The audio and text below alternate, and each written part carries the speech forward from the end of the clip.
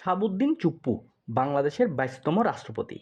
১৯৭৫-এর ২৫শে জানুয়ারি বঙ্গবন্ধু রাষ্ট্রপতি শাসিত সরকার ব্যবস্থা প্রবর্তন করে রাষ্ট্রপতি পদে আসীন হন। ৭৫-এর ১৫ই আগস্ট ধানমন্ডির ৩২ নম্বর বাড়িতে বঙ্গবন্ধু সপরিবারে নিহত হলে রাষ্ট্রপতি পদে বসেন খন্দকার মোশতাক।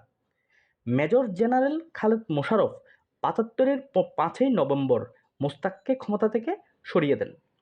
পরের দিন বাংলাদেশের প্রথম প্রধান বিচারপতি আবু সাদাত মোহাম্মদ সায়েম রাষ্ট্রপতি হন, কিন্তু তিনি ছিলেন ক্ষমতাহীন রাষ্ট্রপতি। মেয়াদ পূর্ণ হওয়ার আগেই ১৯৭৭-এর ২১শে এপ্রিল সায়েম অবসরে যান। কারণ হিসাবে দেখানো হয় শারীরিক অসুস্থতাকে। ৭৭-এর ২১শে এপ্রিল থেকে ১৯৮১-র ৩০শে মে পর্যন্ত ২ মেয়াদে রাষ্ট্রপতি ছিলেন জিয়াউর রহমান। চট্টগ্রাম সার্কিট হাউসে জিয়া হত্যাকাণ্ডের শিকার হলে রাষ্ট্রপতির চেয়ারে বসেন উপরাষ্ট্রপতি আব্দুস সাত্তার। ১৯৮২-এর ২৪শে মার্চ সামরিক অভ্যুত্থানে সাত্তারকে ক্ষমতা থেকে আউট করেন তৎকালীন সেনাপ্রধান এরশাদ।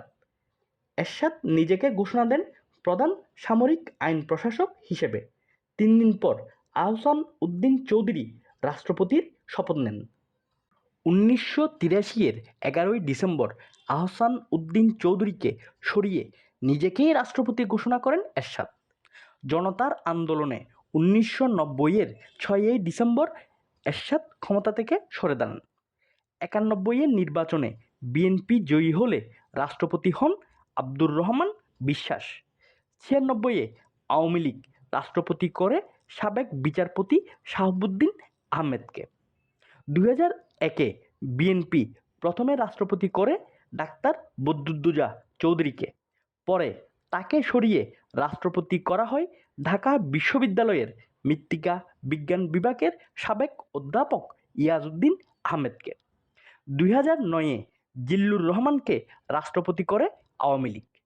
মেয়াদ পূর্ণ হওয়ার আগেই জিল্লুর রহমান মারা গেলে রাষ্ট্রপতি করা হয় আব্দুল হামিদকে। আব্দুল হামিদ ২ মেয়াদে রাষ্ট্রপতি থাকার পর অবসরে গেলে আওয়ামী লীগ শাহাবুদ্দিন চুপ্পুকে রাষ্ট্রপতি করে। অতীত ইতিহাস ঘেঁটে দেখা গেছে বাংলাদেশের অধিকাংশ রাষ্ট্রপতির প্রস্থানের সময়টা খুব একটা সুখকর হয়নি।